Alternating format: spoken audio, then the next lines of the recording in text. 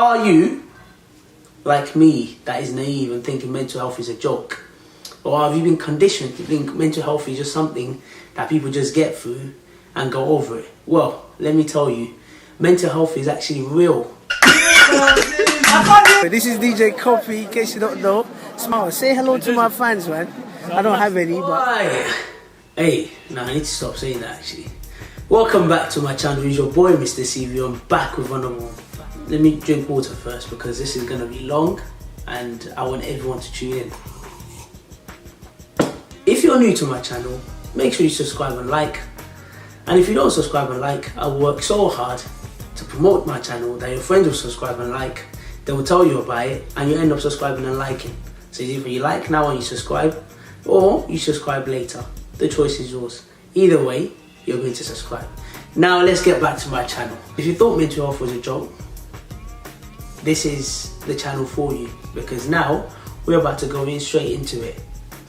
Talking about this mental health is something that people take for granted and people just look at it and feel, oh, is their physical health is more important because that's what people see. We need to actually look at the word mental health. It's made up of two words, mental and health. What is mental health? Mental health is a lot to do with your mind, developing your mind. So mental, your mind, and health is just the health of your mind. I saw a friend of mine due to mental health breaking down.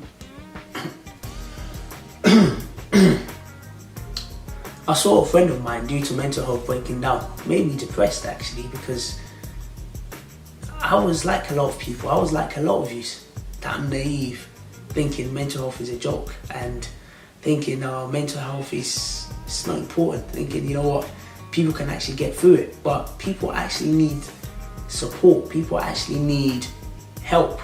I knew this friend close to the end of my first year at university, and this friend of mine was very fit and active. He particularly enjoyed playing basketball, and he was very, very good at basketball, but he also played other sports such as table tennis. Because we joined the same table tennis club, this created more rapport with both of us, because now we had something of common interest that we could play.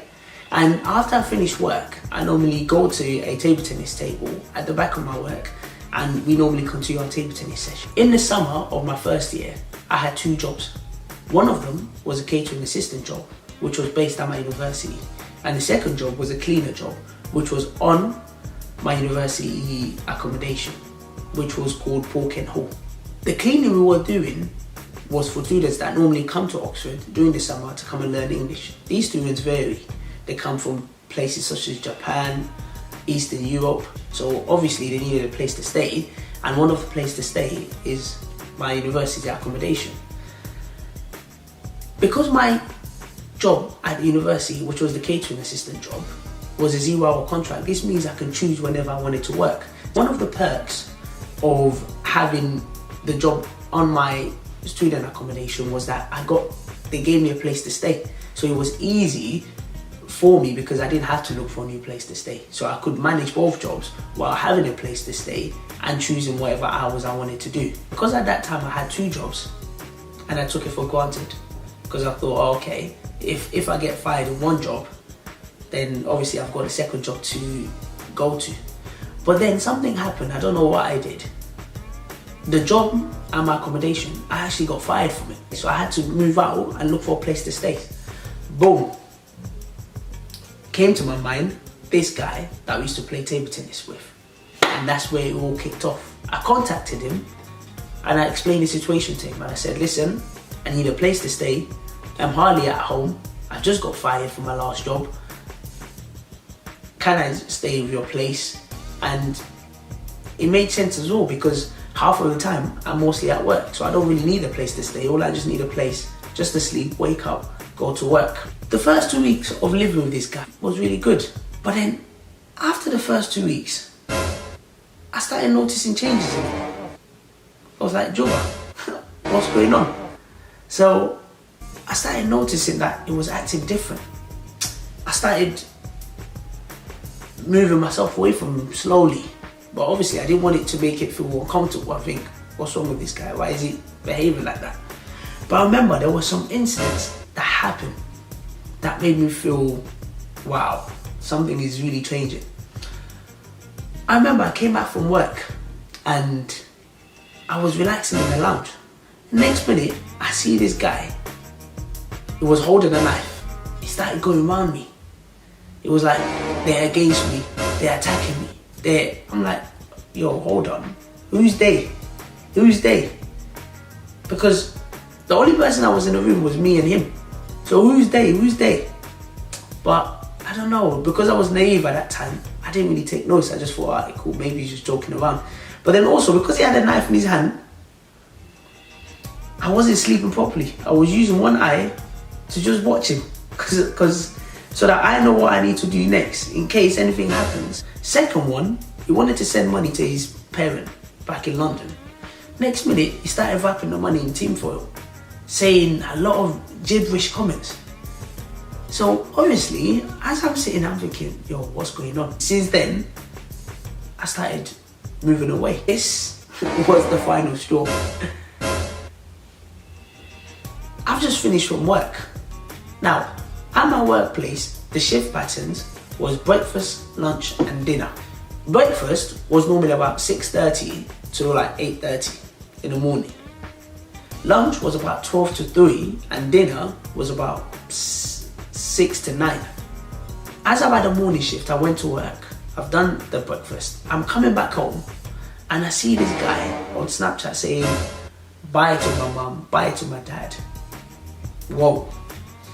But because I was so tired from work, I saw this Snapchat and I just thought, I think he's just joking about. So as I come back home, I just went to sleep. Next minute, his flatmate comes, banging on the door. I've seen him, but I see his stories on Snapchat. Obviously I've seen it, but obviously I didn't want to make it look like I've seen it. So I was like, oh, what are you talking about? What are you talking about? Blah, blah. They showed it to me. I was like, wow. So obviously I'm just acting along because I didn't want to get involved. And plus, I'm not meant to be there, living there as well. So I didn't want to get involved in that stuff because I know if I get involved, I'm going to end up leaving that accommodation. Next minute, the flatmate was like, call the police, call the police. I was like, use your phone to call the police, because at the back of my mind, I'm thinking, if I get involved in this, I'm leaving this accommodation. So obviously I don't want to leave the accommodation yet. So I told her, you use your phone to call the police. She just said, my battery died. Next to her was me. So she said to me, use your phone to call the police. So obviously I had to call the police. So I called the police and I explained the situation. For the next 2 weeks, I was just doing tours in the police station. After that, they found out that he's in London with his parents and he's all safe. He came back to Oxford. And when I saw this guy, he was not the same at all. You could tell in his face, he's put on weight. You could tell the depression of the mental health really hit him. After that, I started thinking to myself, I need to take my mental health seriously. And if you're watching this video, you also need to take your mental health seriously.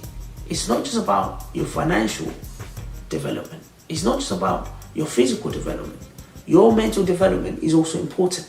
Going on to the next part, how do you develop your mental health?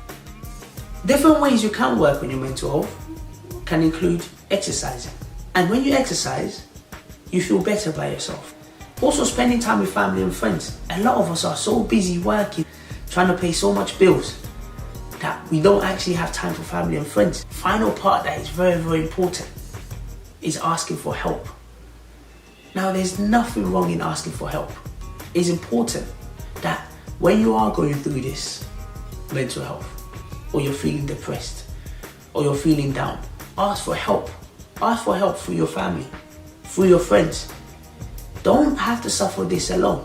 A lot of us, we don't ask for help. We just think, oh, because we've got thick skin, we can get through anything. Some things you can't get through. Some things you need other people to support you, to guide you through it. I hope this has given you an insight into the damaging effects of mental health. Like I said, I had a first-hand experience of it, and it was an experience that will stay with me for the rest of my life, because I was in a situation I could have helped someone, and because of my thinking, because of my ideology, thought it was a joke.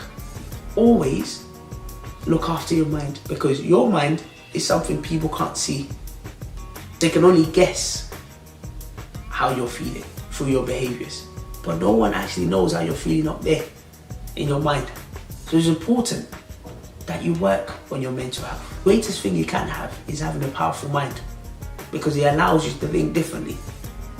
It allows you to see things differently. I really hope this helps other people who are going through mental health, who needs that support. If you know people that are going through mental health, please make sure you provide them the support that they need, and make sure you give them that help, because I don't want to see someone else suffering from this because they've been naive to think it's a joke, because it's not a joke. This is real. And the minute we start to realize this is real, the more people we can support, the more people we can help. Through my next video, I'll be talking about how to develop your CV, how to make yourself better, not just financially, not just physically, mentally, emotionally, socially, because these are key things we need to start developing. Keep sharing this, because this is important. This is vital. And this is something not to be ignored. This is something we need to work collectively to support each other. And this is something we need to start changing our mind about. Because the culture I come from, they still see mental health as a joke, but it's not a joke. This is something real. And this is something everyone needs to get involved in. I'm going to give a shout out to 2 YouTube channels that has really inspired me, that has really got me going. One of them is a channel called Life of Deezy. With this channel, it really inspired me because this was my first subscriber when I started YouTube. And you know what, you should definitely check out the channel. Another one is AK Cooks. Now AK Cooks has really helped me as well, because as most of you know, I'm a bachelor, so I've got to cook my own food, and through her videos I've been learning some different dish, especially some Bengali dish that has really added some flavour and spice to my food taste. Have a nice day, have a nice weekend,